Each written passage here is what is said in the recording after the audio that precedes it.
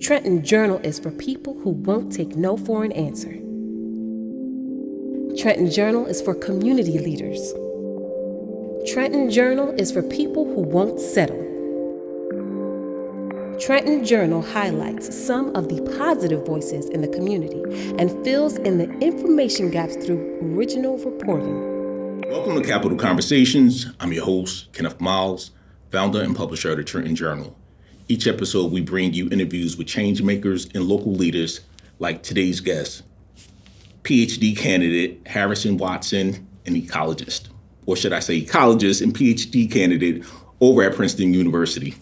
Ecologist and PhD candidate. Okay, all right. Welcome. Thank you for joining us. Thank you so much. I appreciate it. I'm excited to be here. All right. So I'm not going to act like I don't know you. And this is not like our first time meeting. Yeah. I'm going to just jump in and I really wanted you to be a guest on this show, especially after the last conversation that you and I had. But for those who don't know you, you want to give the viewers your background on who you are and what you do? Yeah, for sure. So as Kenneth said, I'm an ecologist, ecological scientist by training. I've spent the last 6.5 years studying, like the theory and practice of ecology out in African savannas. I got into this work almost a decade ago now through journalism. So a lot of, our conversations started from me wanting to write stories for the Trenton Journal about the environment in Trenton. And now I'm working with the Outdoor Equity Alliance, which is a small nonprofit based here in Trenton, looking to take a lot of the skills and scientific expertise that I've developed over at Princeton and apply that here in our community to think about ways that we can restore Trenton's environment, which has a long history of, excellent industrial practice, but the legacies of that industrial practice in combination with, low-income Black and brown communities has put people at risk of, living in an ill and polluted environment. And so I would like to take a lot of the skills that I've been working on to work with people throughout the community to bring that work, to bring Trenton towards like what I see as a green future. How'd you get into this line of work?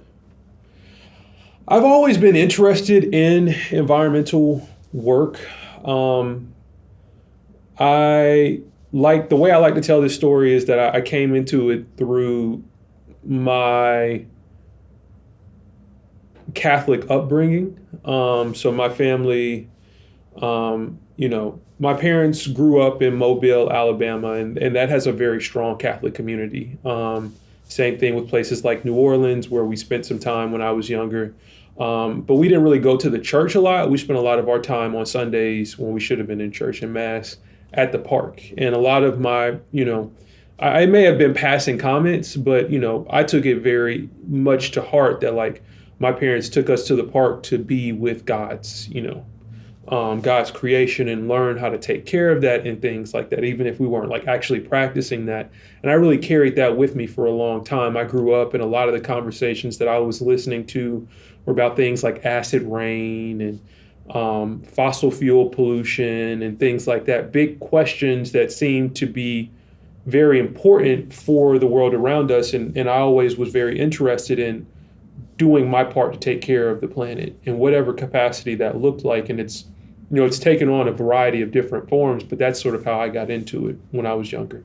What are some of the issues that's impacting Trenton specifically as it relates to the environment? Like you have brownfields, a lot of lead in homes, the water, Trenton water. That's a hot topic.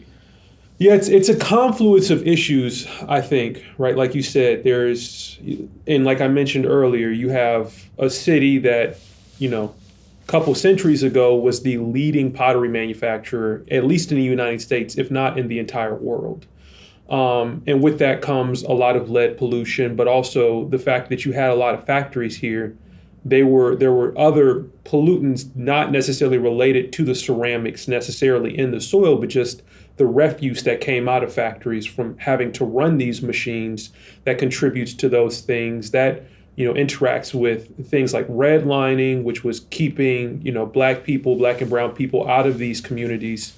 or constraining them to very particular parts of cities and underinvesting in those areas of cities over time, which then interacts with global warming to increase, the chances of urban heat islands forming, which is just very hot spaces in communities, is the way that you can think about it, which is because there's not a lot of green space. It's just like Trenton. Like Trenton. Trenton is, it doesn't have it does have a greater amount of green space than I think people appreciate, but definitely not enough. In the spaces that are green, there is a good amount of them that, like you said, are brownfields and not places that kids can go run around in and play in. And then you have issues like water and people not having access to clean drinking water, and it's a lot of issues. But to me, it all comes together under this sort of crisis of relationality, I'll say. So like I said, I'm an ecologist, and that's all about the study of people's relationship with their environment, the relationships of other living things within their environment. And all over time, Trenton has been fractured. So you have people living in places that are extracting from the environment, people being kept out of certain environments, underinvestment, people not being taught about their environment. The big thing that you see in Trenton, I'm not from Trenton, but the first thing I saw. But you live in Trenton now. I live in Trenton. Viewers know that. I'm living in Trenton over in the West Ward, right across from Cadwalder Park. I lived in the Mill Hill neighborhood when I first moved here, so we've been here for about 4 years now. But when we first drove in over the bridge, the first thing that you see is the Trenton makes the world, the world takes bridge. And it's this story that people are being told about what the city was that nobody sees anymore. Nobody can necessarily relate to the place in which they live. And when you don't have the ability to relate to the place in which you live, then all of these ills start to compound. And a lot of what I want to do is find a way through my work in this phase of my career to transform the stories that people tell to one another about the place in which they live so that they can move past histories of environmental injustice towards a true ecological realization of nature within cities, not just for nature's sake, but for the benefit of the people that live there. Do you have any examples of some cities that have done great work to transform? Yeah, I think that there are some places that we can think about. I'm struggling to think about them as the perfect model for it, right? Because nothing's perfect, but just like any examples. I think that places like, Pittsburgh and Detroit, areas that were former factory cities that are now moving towards green, embracing, the restorative aspects of nature, bringing back trees in their cities, remediating areas that were former industrial sites, things like that. Those are some cities that I really like to think about. And then there are places like Singapore, which is, like a rainforest almost in a city. The challenge with those cities that I want to, try and figure out how do you move past it, and the way I think of that is through storytelling, is the gentrification aspect of it, the green gentrification aspect of it. So these cities have been underinvested in for many years after the factory jobs moved away. And you clean up the environment, and the people that were living there and suffering the environmental injustices of living in these polluted places now no longer get a chance to experience the benefits of living in green spaces. And so I would like to model bringing Trenton towards a place in which the environment has been restored, but for the people that live here, not for people that we're trying to bring in from all of these different spaces. Like there's nothing wrong if people see that and they want to come to it, but if it's at the expense of people that are living in East Trenton that have been dealing with lead problems for generations, no longer getting a chance to reap the benefits of work that they have helped, push over into a green future, then what's the point of it all? And so that's the area that I kind of want to demarcate in sort of the model that I would like to bring forth versus the models that have proven successful on a global scale. How can we be better stewards of the environment in Trenton? I'm going to keep going back to this. I think that it begins with the stories that we tell one another, because as the saying goes, that was that I've lost, who was the first person to say it. It matters what stories tell stories. And there's so many people I'm learning, especially amongst our youth, who do not feel like they want to live in Trenton, that don't want to be here. And because they don't want to be here, they don't want to take care of the place. So at some point, you have to create through some form of messaging that this is yours. You're not going to take care of something if you don't want to claim it. So it begins there. It begins with finding a space in the city that brings you joy, thinking about why it brings you joy, telling other people why it brings you joy through anecdotes, through, a fable or something like that, of a time that you spent in your childhood playing in this one little lot with you and your friends, football, soccer, what have you, just hanging out. And then using that as an opportunity to take care of it, picking up trash, planting flowers in it, maybe trying to get with some people like the Outdoor Equity Alliance and the New Jersey Tree Foundation to plant a tree on a block and taking care of that tree. And then using that experience to tell other people the story of continuing that story of, this was a place that took care of me when I was younger, and now it is my responsibility, or I'm taking it upon myself to take care of this place so that it can take care of other people. Because restoration is very much a cultural practice, right? It is very much we are relating to this space. That's how we get over this crisis of relationality, is by reconnecting it, reclaiming our spaces, letting those spaces be healed, and healing ourselves through those things. We don't need to save the world. We just need to take care of the spot that has served us and push it forward. I'm glad you mentioned trees. Like, I enjoy looking at them, right? But there are some people who complain about them being planted. One, I'm sure you hear about the roots taking over people's plumbing. Yeah. And sometimes the trees may fall on the house, and like, who's responsible for what? I think that's a question a lot of residents may have. Like, okay, if we start planting like 1,000 trees in Trenton, who's going to be responsible for taking care of them? Yeah, so that is, at least it should be, part of my role with the Outdoor Equity Alliance as their inaugural, it's a mouthful, Urban Forestry and Conservation Fellow. The key word there being the forestry aspect of it.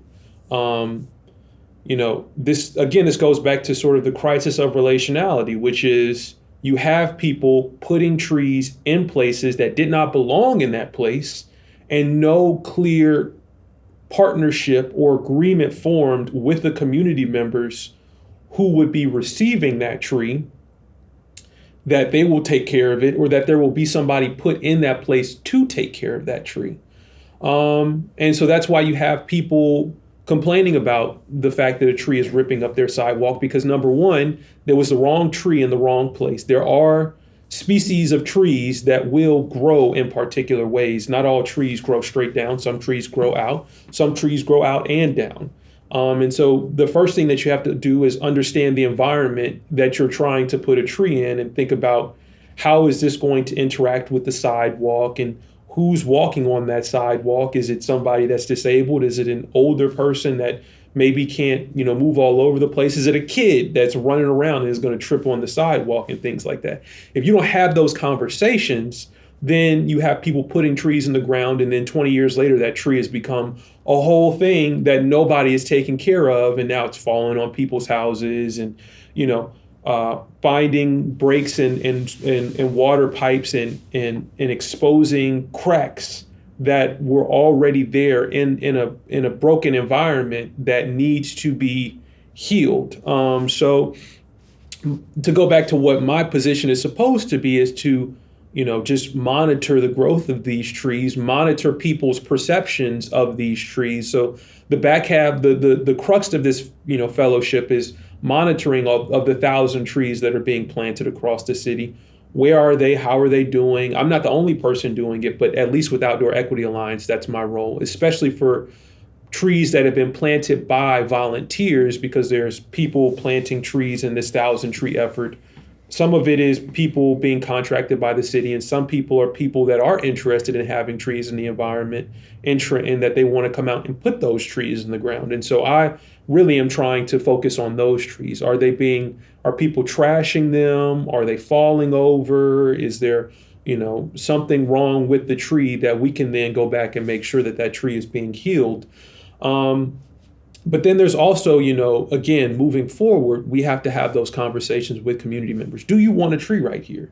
And if we put a tree right here for you, can you agree that you and maybe your neighbor will take care of this tree?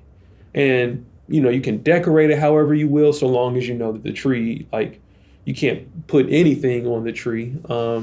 I'm rambling, but that's really the crux of it is we have to find a way moving forward with the trees that have been planted to bring and train people in the community to take care of those trees. And then for any new tree that comes in, speak with community members about who wants a tree, where do you want the tree, and can we get assurance that you will take care of it? A part of this 1,000-tree initiative in the city of Trenton, we published a story in the Trenton Journal about that. A question that someone raised, and I wanted to know if you can answer this: who's watering the trees?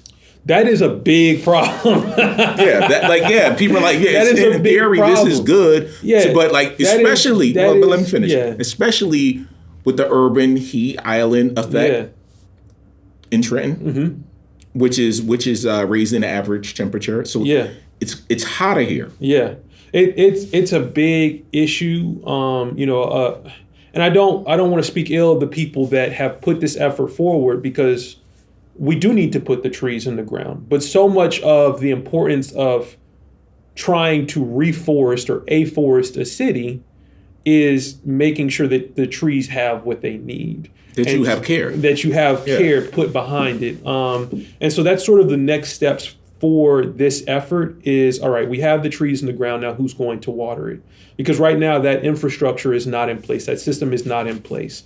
There are conversations that are ongoing to find out if there are community members that have the infrastructure or have the willingness to take over that, practice, as opposed to trying to bring people in from outside that will do it, and that may not necessarily have, a vested interest in it. But, Isles, for example, took on the Herculean effort, I will say, of, being the people that were tasked with, their climate core team in particular, being tasked with, watering the majority of the trees in the ground. But it can't just be one group of people that also have 15 other things that need to happen. You just need one person or one party that's going to water the trees and make sure that they have them there, at least during the hot months, like you said, because, it takes time in order for trees to get their benefits. And when they're young trees and it's in the middle of a hot block, they're going to struggle. And I think there also needs to be some patience as well, because a tree if treated right, will last at least a generation. And so we won't necessarily see it all the way through to its end. And so that's important when communicating to people the importance of care about the trees, is that the amount of time that a tree lives will take at least 2 careers, right? If a career is 40 years and a career dedicated to watering and caring for trees is 40 years, then we're going to need at least 2 generations of people interested in taking care of trees in Trenton. This sounds like a job opportunity. Very much a job opportunity. The New Jersey Tree Foundation is interested in getting, and I don't want to speak over them for it, but I know that they are interested in it. The Outdoor Equity Alliance has a what we call a tree ambassador program. So for kids that are interested in getting outside and interested in learning about trees and caring for trees, we are building out, and we're continuing along. That's sort of our core, is that educational program of getting kids not just out, like we're paying them, because they need money as well. And we don't just want people out here just doing it just for the, out of the goodness of their hearts. Like, I'll do it like that, but not everybody's going to do it like that. So getting them paid, getting them trained, and then trying to find them job opportunities that come after.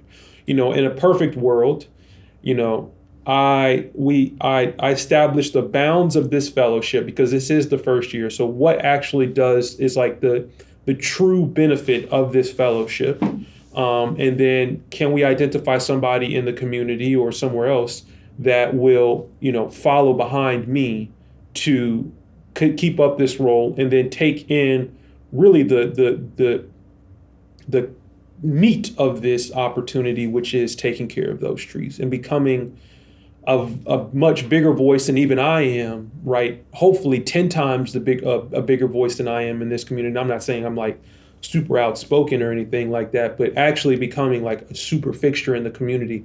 You can go anywhere and you can know X, Y, and Z person is the urban forestry fellow for not just the Outdoor Equity Alliance, but the city of Trenton. And if we need trees over in South Trenton, then we put in the Chambersburg area, we call them up and they go and they identify where the spots are and they identify a plan to take care of the trees and water the trees. One of my favorite stories that you wrote for the Trenton Journal had to do with people who were raising chickens in Trenton. Is that a thing? There was also an emu reported in Trenton. Was that last year? I really want to dive more into that emu story because there are a lot of abandoned buildings in Trenton. And, not to make it a dour note, but there is a important correlation between instances of human trafficking and abandoned buildings. Much the same thing could be said about animal trafficking. Like, how does an emu get into Trenton? And how does an emu end up in South Trenton? This is not the climate for an emu to be in. And as far as I know, there are no nearby zoos that an emu could get out of. There was no news about an emu getting out. So clearly that emu found its way into the city. Why did it find its way into the city? But that's a whole nother thing. The story about the chicken effort is that there are people that are taking care of chickens in Trenton. If you ride along the DNR Canal Trail, just a couple of, at the early morning and in the evening of the day, you'll hear roosters all up and down the city. I don't mean telling anybody, but like it's there. It's not a secret,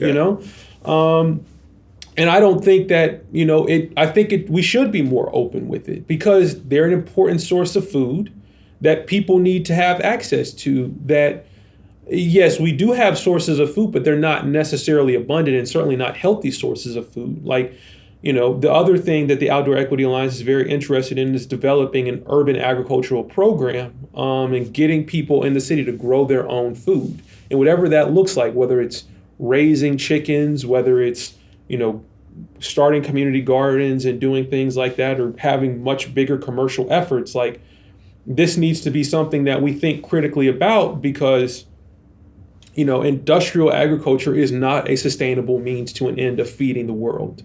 At least not in the way that we've approached it. And there is an opportunity to localize a lot of these efforts and empower people within communities to grow their own food and find and not just be farm to table, but like have it from your backyard to your table.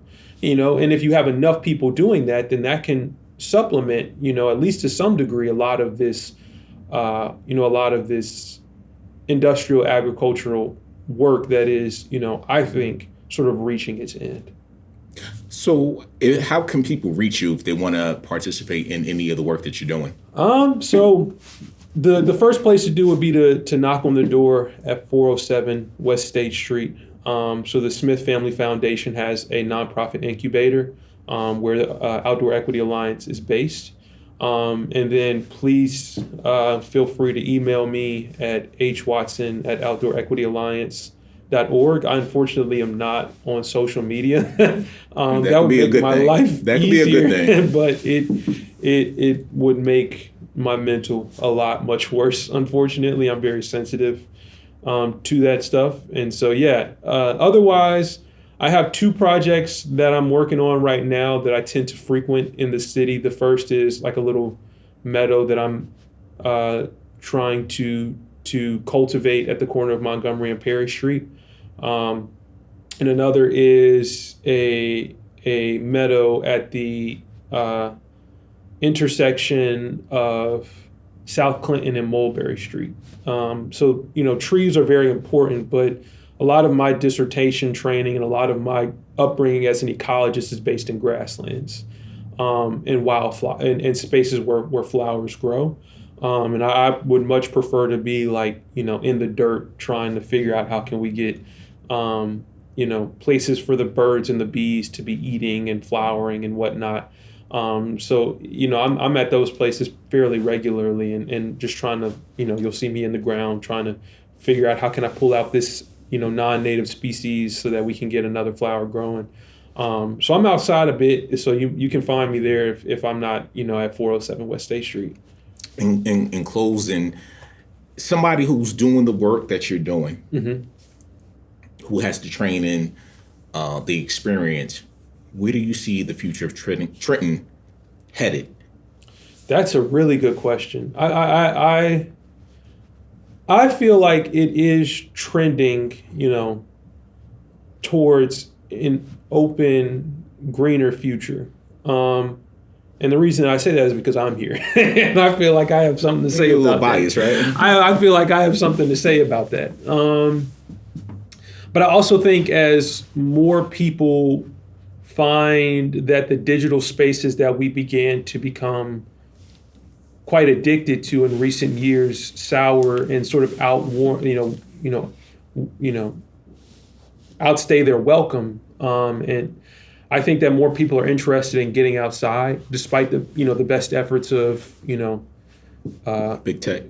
big tech, but also groups like ICE to keep people inside and scared. Like, people want to be outside, people want to be engaging with their spaces, and I think that people are going to start walking around Trenton and realizing everything it is that we have. And it's also my hope that I can continue to do my work in writing and talking to people about this. About the things that we have, the Delaware River that's right there, the DNR Canal that's right there, building out what we call green corridors, spaces where trees connect, parks and open spaces that people can go and sit and enjoy. I think that, it's there. I just think that there is an opportunity to develop a continuity that the city hasn't had on this topic in quite a while. And I think that there's always been a push to make Trenton a greener space from within the community. It just hasn't had people that were necessarily in it for the long haul, for seeing community members, seeing kids interested in doing it. And I think that based on that effort alone, the fact that we're trying to get the youth out there and doing it and get them interested in it, I think that at least for me, portends a future where we're going to see a lot more trees, a lot more flowers, and a lot more people walking around outside. To me, what you said sounds like it's going to take an orchestrated effort to Absolutely. do this. You're going to not only need the community, not just young people. You're going to need, more experienced older people to teach the younger people. That's one. You're also going to need to work with local government. Yeah, absolutely. I think that is, and I know that, it hasn't necessarily been the greatest relationship, but I do think that, at least in my experience, there is, for whatever reason it is that they have an interest in it, whether it's cynical reasons or very much, virtuosic reasons, that there are local policy leaders that are interested in seeing a revitalization of Trenton, of which restoring the green spaces and restoring the nature that the city had, that they were experiencing when they grew up, is very much of a vested interest in them. And so, what that means for us is keeping them to their word. You know what I'm saying? I very much respect, people like DEP Commissioner Sean LaTourette, coming down here and telling us that this is important, and Dan Benson coming down here and telling us that he wants to see certain things, and Mikey Sherrill saying that she wants to see more effort put into Trenton. You have that on wax now. That is on record now. So people that I know can hold you accountable for that. And I feel like I've had the unique opportunity to interact with people like yourself for going on a decade now, to give me the spaces and train me in the power of science, the power of journalism, the power of, community engagement and stewardship towards the end of making people move.